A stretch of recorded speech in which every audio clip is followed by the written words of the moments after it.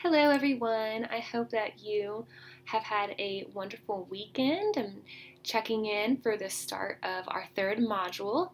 As always, the class is going by really quickly, and I know this is a busy time of year for all teachers, so I'm sensitive to the fact that we have people in their internships, we have people who are practicing teachers, so I know that we are all busy. And hopefully, the way that this course is structured will help you be able to stay on top of things, but also do so in your own time, which is the beauty of an asynchronous course. Although I will say that I oftentimes really wish I could teach this face to face because I would love to do more of a in time interaction with you all. You have such great experiences. Rereading some of the discussion posts this week has been really encouraging to me. So I would encourage you, even on the weeks when we're not working with the discussion board, to still take a look at that. I've had some really good email conversations as well, so I'm always happy to chat if you'd like to communicate in that manner. But really, going back and forth with that discussion board is beneficial, even if you're not getting a grade for it that week. So I just wanted to give you that plug. Last week we finished up our modules on the characteristics of gifted learners. Hopefully you saw that some of these characteristics may not be what we first thought, and that is super important as we move into this next week about whether or not gifted education is a right or a privilege. So the more we get to know about gifted students, the more we realize that they truly need differentiated services, not just because they have often academic talent and they need to be academically challenged, but more so because we have so many corresponding emotional or social needs and emotional and social strengths as well that really require differentiated services. I think it's really important to remember that these students are not just gifted for part of the day. They're not just gifted when they're in their pull-out class or when they're completing a enrichment project. They are also gifted on the playground. They are also gifted in the school cafeteria. They are also gifted when they go to Girl Scouts in the afternoon or church on Sunday morning or play soccer. That never turns off. So all of these characteristics that we see may look different in different environments, but it's important to remember that they are always there. And as advocates for the gifted, that's one thing that I have to voice to individuals all of the time, especially a lot of times in environments where I have colleagues who are working with all students, such as in like a PE or a music environment, more what we would call specials. They'll say, well, all students come to me, so I don't need the specific training in gifted education. And I say, yes, you do, because you need to know how to serve your students at all times. And just because they're in a class that all students go to does not mean that they're not still gifted and require those differentiated services. So I'm looking forward to looking at your case studies and hopefully reading about some potentially gifted students that you have interacted with. That's always a really interesting study for me to grade. I wanted to talk a little bit about this checklist. So before you completed last week's assignment, I asked you to look at the checklist with a grain of salt, and hopefully you started to take note of some reasons why it may not have been the best checklist. And we'll talk about that more in a couple of weeks when we dig into the Invisible Gifted module. But just a couple of notes here. First of all, where it says on the very top of the checklist, in comparison to other students or peers.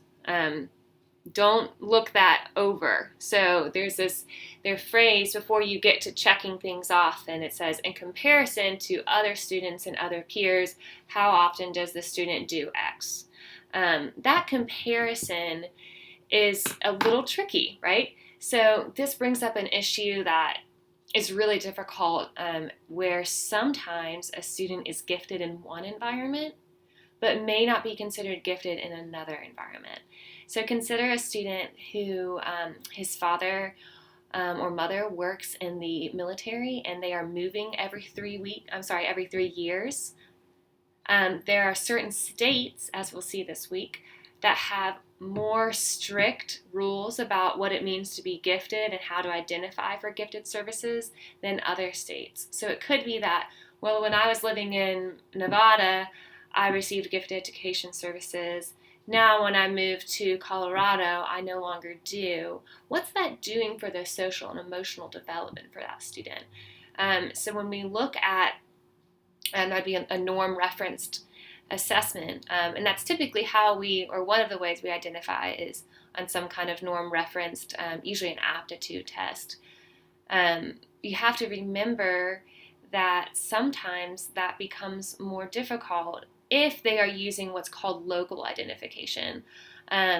So at times there are individuals, or I'm sorry, rather districts that don't have a lot of, quote, gifted students using one rule, so they'll go to local identification, and that means they'll just look at in comparison to their peers right in that one community.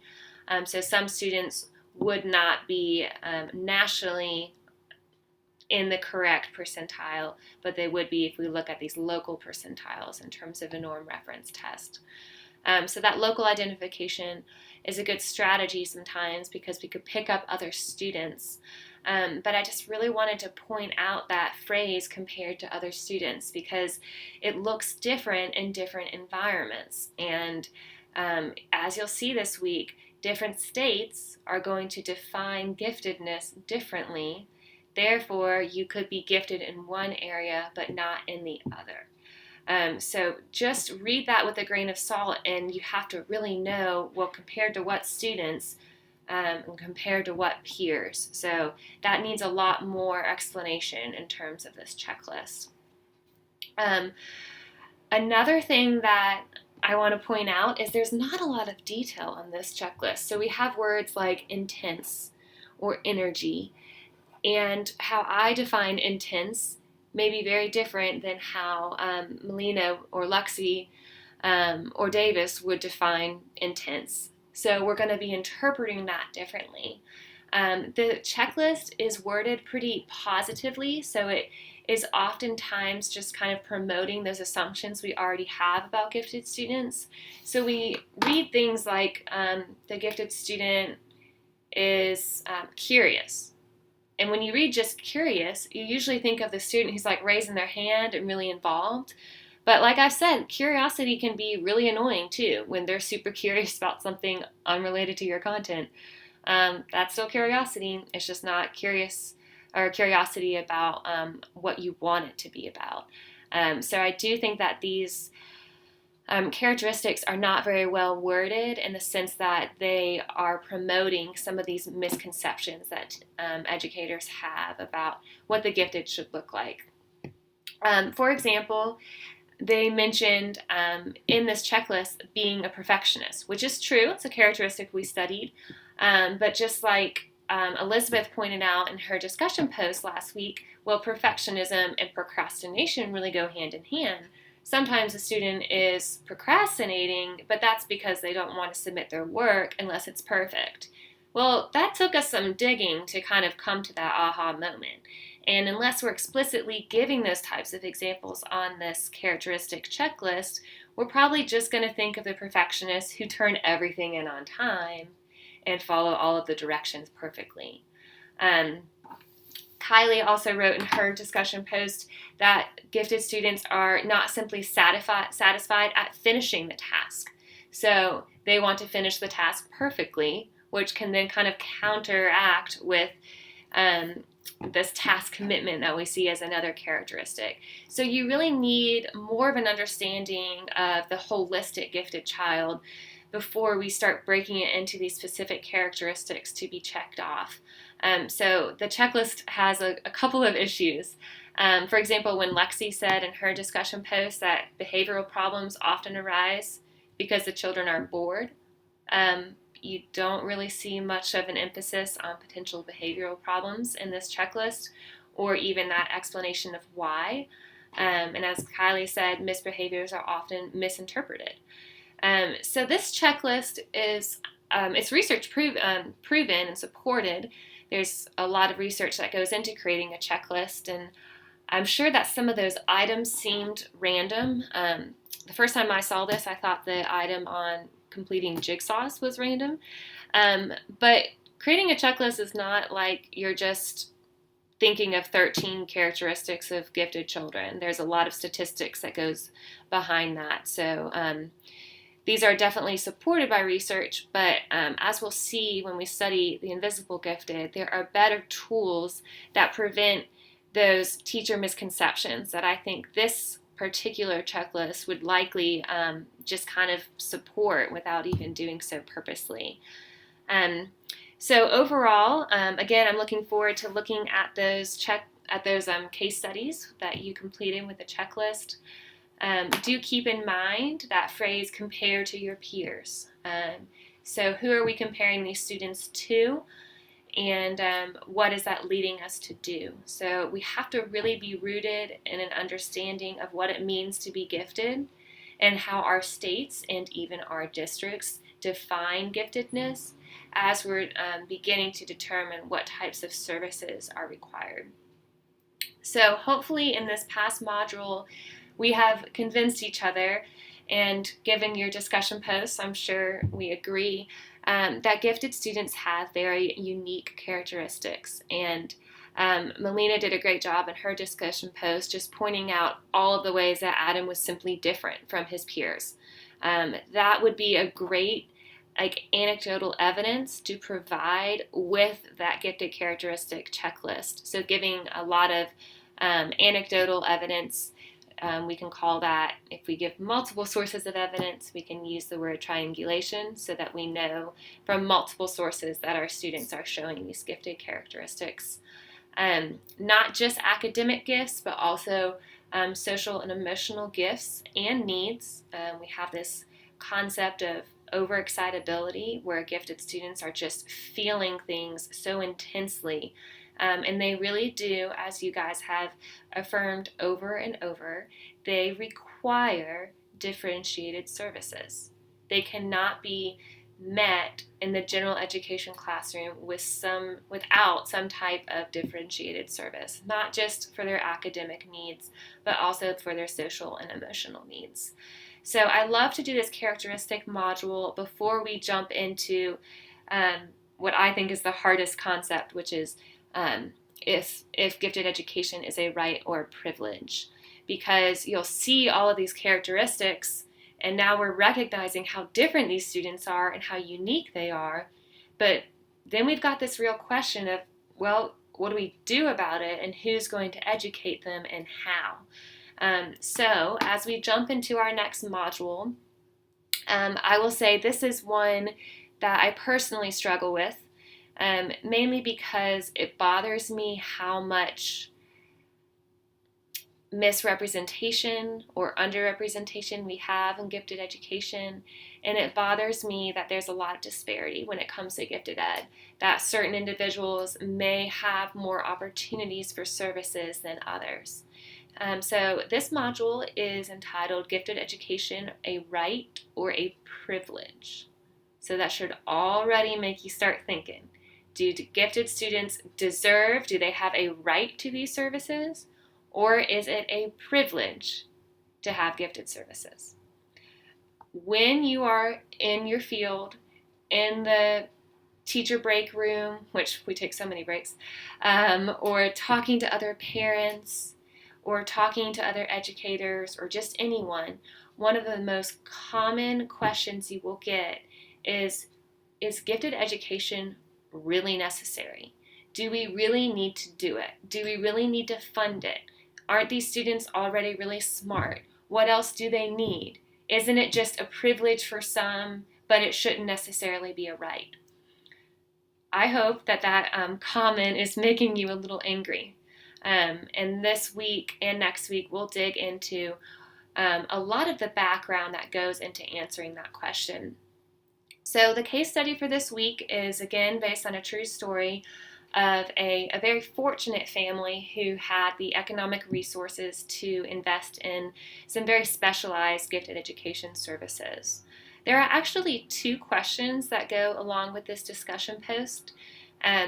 because there's just a lot going on here.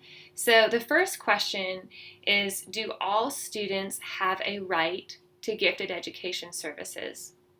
And justify your response. So that word justify is really important. You can't just get on your soapbox and say, yes, all students deserve to learn. It's important. We all want to be challenged and reach our full potential. Sounds great, but you got to give me something. Tell me from the research. Tell me from your resources. Prove to me, I'll be the devil's advocate here, prove to me why gifted education needs to be required, or why not. That's for you to figure out. So the first question, do all students have the right to gifted education services? And to justify that response. And the second question is, who is responsible for these services? And what types of challenges does that bring about? You will quickly see that gifted education is different state by state, often district by district, often school by school. That produces a lot of problems. There is very little federal legislation that pertains to gifted students. There is very little federal funding that pertains to gifted students. So keep your mind open as you're reading these sources, as you're reading and watching the videos. I have to as a professor, this is the one module that I always make sure I work through everything, because I think most of my misconceptions are in this module. So I take the content here really seriously. But do look into some of the contextual background of why we have gifted education, what is the rationale for this, and are we as a country, as a state, as a district, as a school responsible for providing this? And if so, are we holding ourselves responsible for providing these services? I did want to make a point. I uploaded a PowerPoint that's on the history of gifted education. I wouldn't expect you to know those dates, but I do think it's important to kind of see like a long-term story of where gifted education came from. The more important parts of that lecture would be towards the end, where there's a couple of important pieces of legislation that you should be familiar with, but I wouldn't expect you to memorize those dates or anything. A majority of the resources are directly from NAGC, the National Association for Gifted Children. So if you would like more information, I would encourage you to look on their website. This is one of those weeks where I give you that South Carolina Best Practices Manual again. Do make sure that you look at that pretty explicitly, because gifted education is different in South Carolina than North Carolina, than Georgia.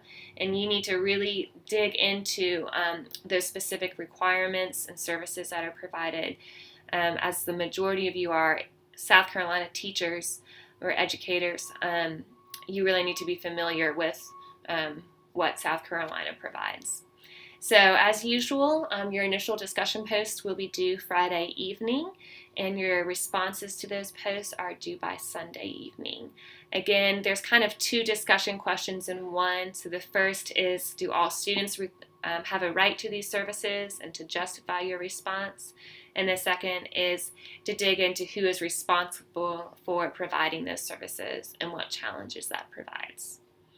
You all have been a wonderful class so far. I have enjoyed getting to know you on the discussion posts and also via email.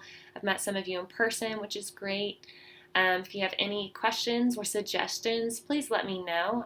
This course is designed to be as effective as possible for you all. So if there's anything I can do to improve, then please let me know. Otherwise, have a great start to your week, and I will be in touch.